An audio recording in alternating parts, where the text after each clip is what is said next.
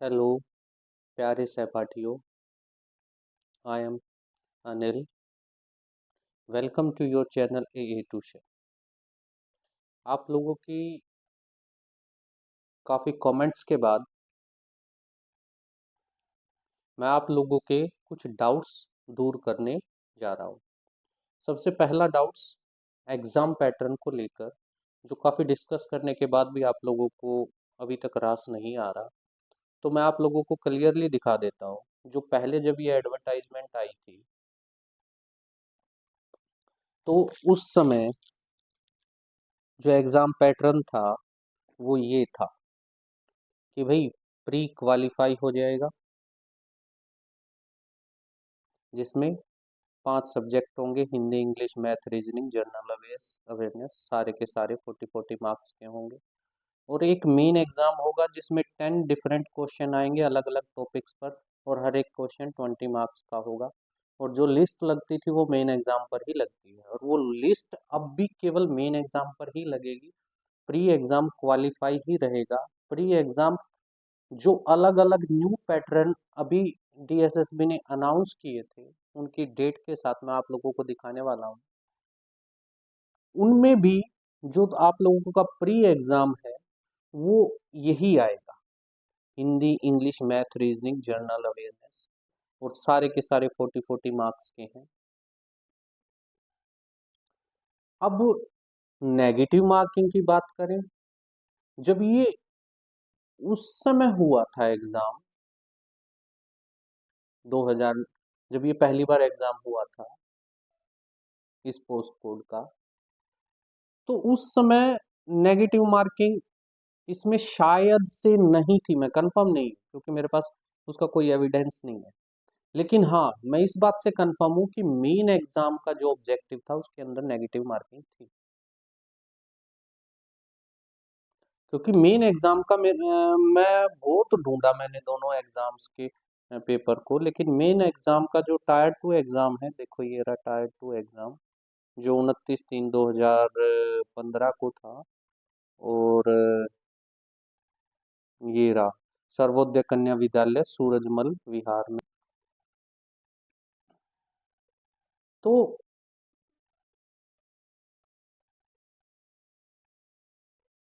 इस एग्जाम में negative marking थी, टायर 2 में, मेन एग्जाम में। और वो जो मेन एग्जाम हुआ था वो चेंज हुआ था पैटर्न, और वो चेंज किसके आधार पर हुआ था? वो इस नोटिस के आधार पर हुआ था, जो मैं अभी आप लोगों को दिखाने वाला हूँ। ये जो नोटिस है ना, ये नोटिस, इसके आधार पर वो चेंज हुआ था। अब ये नोटिस किस डेट को आया था? ये इस फोन के कैमरे में साफ नहीं दिखाई दे रहा, मैं आपको पढ़ के सुना देता हूँ। और वैसे भी डीएसएसबी की साइट पर आपको न्यू एग्जामिनेशन स्कीम्स में ये नोटिस नीचे आओगे जब मिल जाएगा। 1/1/2013 को आया था ये नोटिस।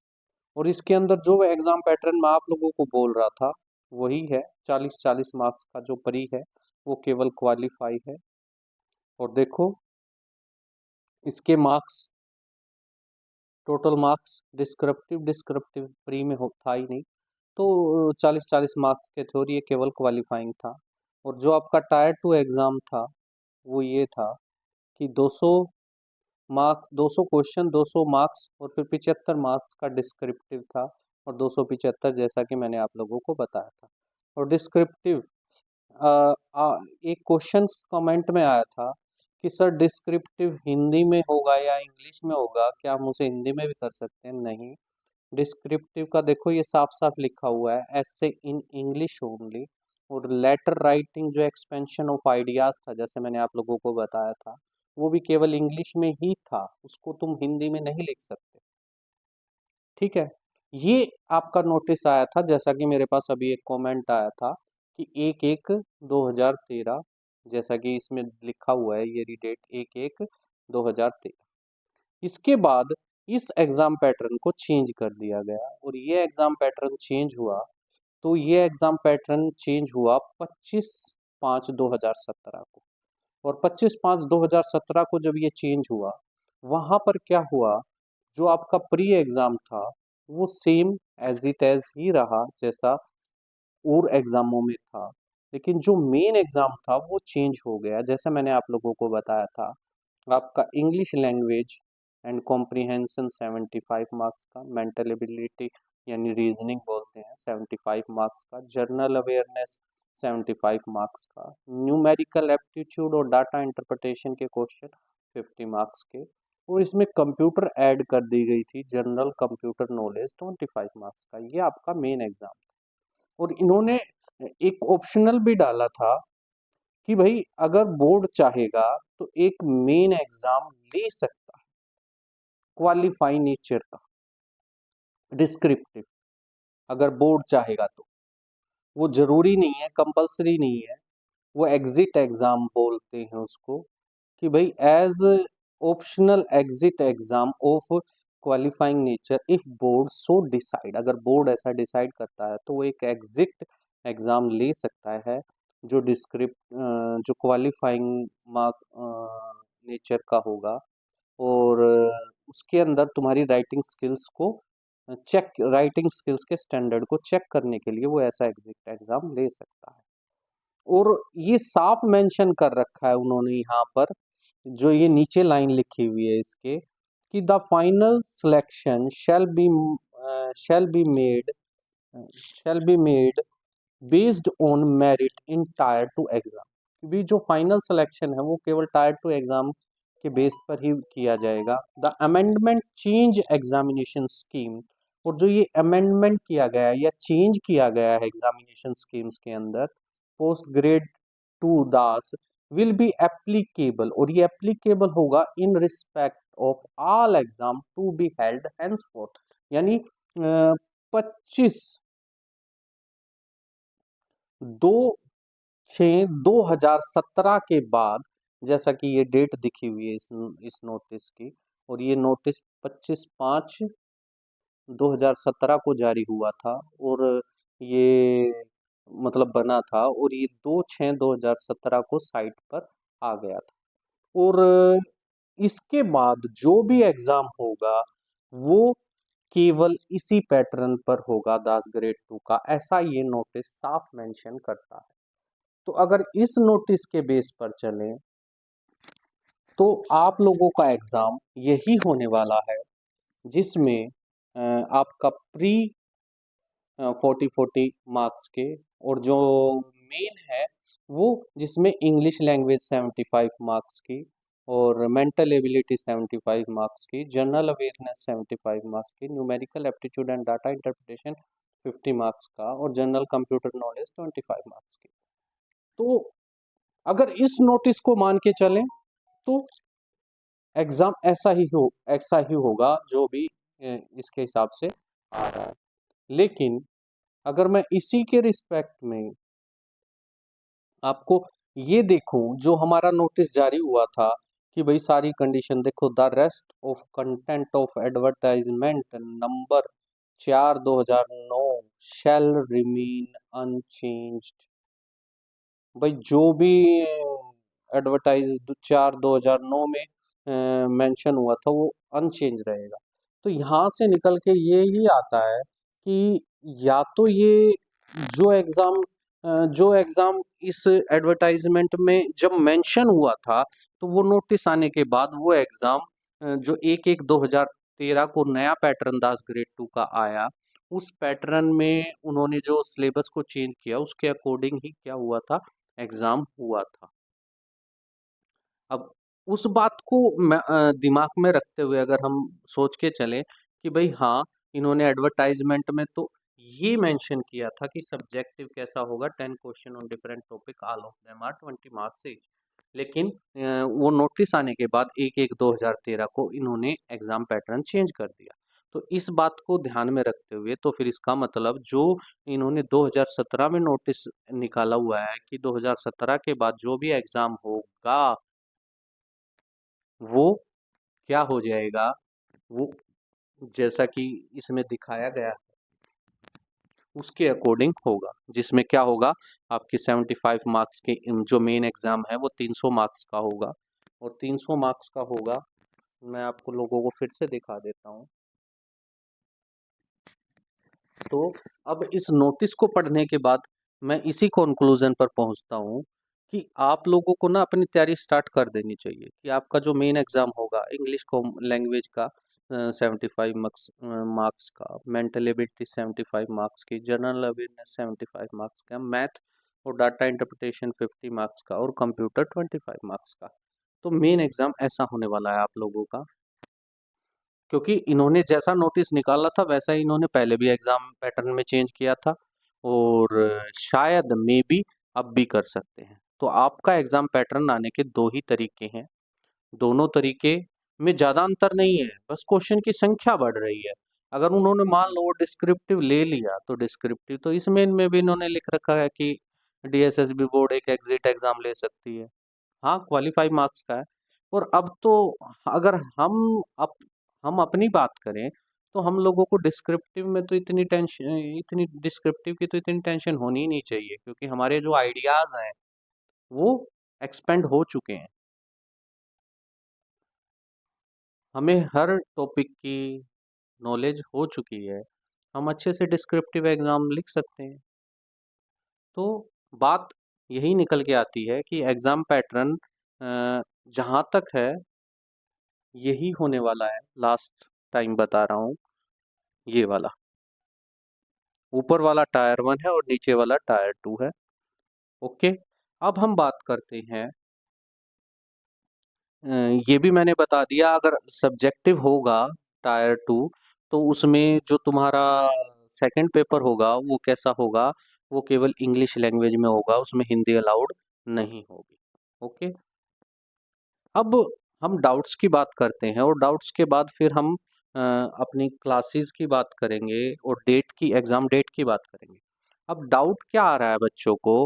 भाई डाउट ये आ रहा है कि डाटा नो मैच आ रहा है कई बच्चों का।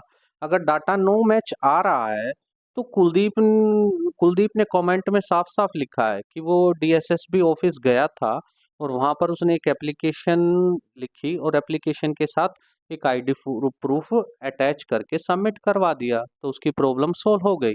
तो आप लोग भी ऐसा कर सकते हो, डीएसएसबी ऑफिस जाओ, एप्लीकेशन लिखो, अपनी प्रॉब्लम शेयर करो और अपना एप्लीकेशन के साथ आईडी प्रूफ अटैच करके सबमिट करवा दो, ताकि आप रिस्पॉन्सिबल ना रहे, तो आपके पास एक राइट आ जाएगा। और रही बात उन बच्चों की जिन बच्चों का फॉर्म सबमिट, फाइनल सबमिट नहीं हो रहा, तो दूसरे सिस्टम पर चेक करो, कहीं आपके फोटो एटसेट्रा सही अपडेट हो गए हैं, आपने कहीं कोई ऐसा डॉक्यूमेंट तो नहीं लगा दिया है जो एडवर्टाइजमेंट के बाद का हो। अगर आप ये सारी डिटेल्स चेक कर रहे हो और सारी ठीक है तो सबमिट हो जाएगा, दूसरे सिस्टम से सबमिट कर दो, 12 24 48 घंटे के बाद सबमिट कर दो, रिफ्रेश करके सबमिट कर दो, हो जाएगा, आई थिंक हो जाना चाहिए। बट होगा उन्हीं का जिन कैंडिडेट्स का नाम पहले उस लिस्ट में है और उस लिस्ट में होने के साथ साथ उसका रोल नंबर पहले इशू हुआ है। अब जिसने रोल नंबर निकलवाया है या एग्जाम देने गया है उसको तो पता है उसका रोल नंबर इशू हुआ है उन 61,000 कैंडिडेट्स में, बाकी को तो नहीं पता। तो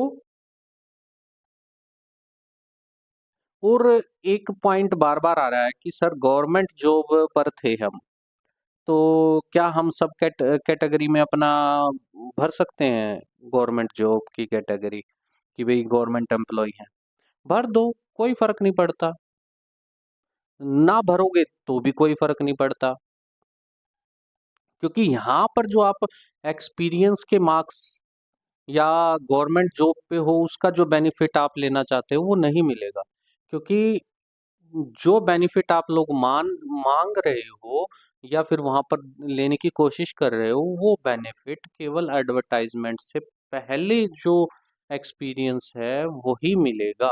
आई थिंक जहां तक है, क्योंकि अभी जो रूल्स है वो रूल्स के अकॉर्डिंग ये है कि जो एडवर्टाइजमेंट निकल गई उस एडवर्टाइजमेंट से पहले जो आपका एक्सपीरियंस है या आप कहीं पर सेम डिपार्टमेंट में जॉब कर रहे हो दिल्ली डिपार्टमेंट में, तो आपकी सर्विस उसमें इंक्लूड हो जाती है।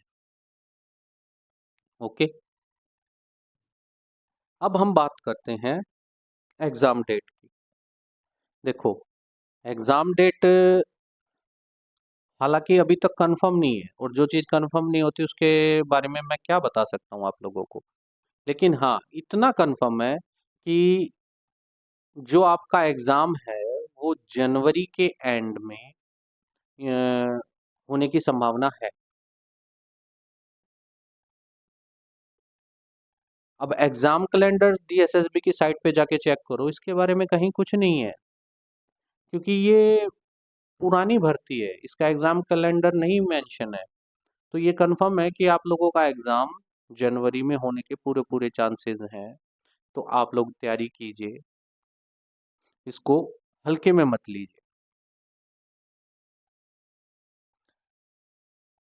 क्लासेस की बात करूं तो जब एग्जाम डेट आ जाएगी, तो उसके उस जब एग्जाम डेट आ जाएगी, एग्जाम डेट आने के बाद मैं ऑफलाइन क्लासेस स्टार्ट करूंगा। उससे पहले ऑफलाइन क्लासेस स्टार्ट करने का कोई बेनिफिट ही नहीं है, क्योंकि हम सब वर्किंग में हैं, हमारे पास इतना टाइम ही नहीं है कि हम रेगुलर क्लासेस अटेंड अटेंड कर लें। एग्जाम डेट आने के बाद तो हमारे पास ये हो जाएगा कि भी ये प्रॉब्लम इतने दिन तक है और हमें इतने दिन तक इसको फेस करना है। लेकिन अभी तो एग्जाम डेट आई ही नहीं, और एग्जाम डेट के बगैर तो ये पता ही नहीं है कि भाई हमें कितने दिन इस चीज़ को सरवाइव करना है।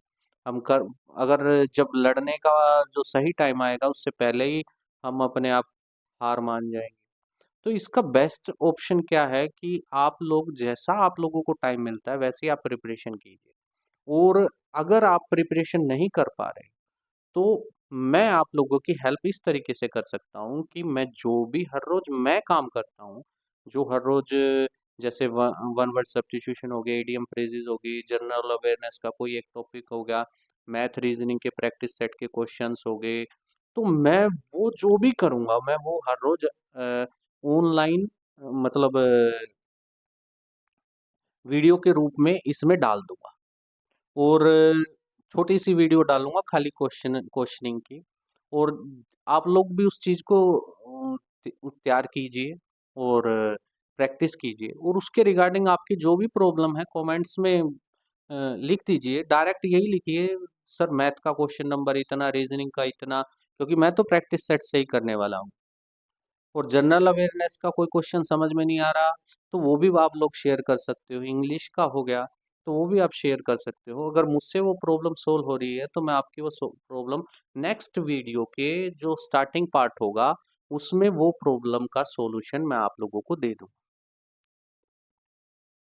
लेकिन you must have to take initiative for preparation. अब एक क्वेश्चन आया था कि सर एजीज हो गए हैं, कमेंट आया था कि एजीज हो गए हैं पढ़ाई किए हुए, और जीके तो ओशन की तरह लग रही है। तो मैम ये बात सभी के लिए है कि जीके ओशन की तरह लग रही है, पर हमें पूरी जीके नहीं करनी है। पूरी जीके तो हम उस टाइम भी नहीं कर पाए थे, और ना अब कर पाएंगे। और अब तो हमारे अंदर इतनी समझ है कि हमें क्या करना है क्या नहीं करना। और अगर आप लोगों को नहीं पता चल रहा तो मैं आप लोगों के लिए इतनी हेल्प कर सकता हूँ कि आप जीके का हर रोज एक जो इम्पोर्टेंट है, केवल इम्पोर्टेंट जो आपको करना ही करना है, केवल वही पार्ट मैं डालूंगा। हर रोज एक पेज डाल दूंगा, उस एक पेज को आप हर रोज कर लीजिए।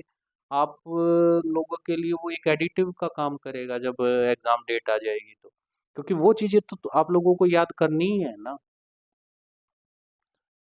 तो अब वीडियो को मैं यहाँ पर फिनिश करता हूँ। Okay, thank you. अगर और भी कोई प्रॉब्लम हो तो आप कमेंट में डाल सकते हैं। और प्लीज़ वीडियो को स्किप मत करना, वीडियो को पूरी देखना, बहुत मेहनत करते हैं। और चैनल को सब्सक्राइब करें और वीडियो को लाइक करें, और बेल आइकन को दबा लें, क्योंकि कोई भी लेटेस्ट अपडेट आएगी वो जैसे ही हम इस पे डालेंगे आपके पास वो तुरंत नोटिफिकेशन आ जाएगा, और आप भी उस अपडेट को टाइम से देख पाओगे। Okay, thank you.